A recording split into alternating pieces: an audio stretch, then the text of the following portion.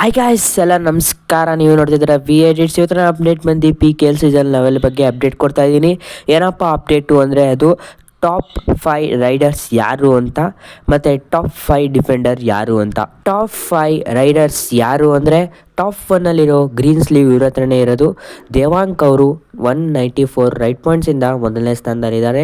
ಎರಡನೇ ಸ್ಥಾನದಲ್ಲಿ 164 ರೈಟ್ ಪಾಯಿಂಟ್ಸಿಂದ ಆಶು ಮಲ್ಲಿಕ್ ಅವರು ಎರಡನೇ ಸ್ಥಾನದಲ್ಲಿದ್ದಾರೆ. ಮೂರನೇ ಸ್ಥಾನದಲ್ಲಿ ಅರ್ಜುನ್ ದೇಶ್ಪಾಲ್ ಅವರು ಇದ್ದಾರೆ. ಇವರು 162 ರೈಟ್ ಪಾಯಿಂಟ್ಸಿಂದ ಮೂರನೇ ಸ್ಥಾನದಲ್ಲಿದ್ದಾರೆ.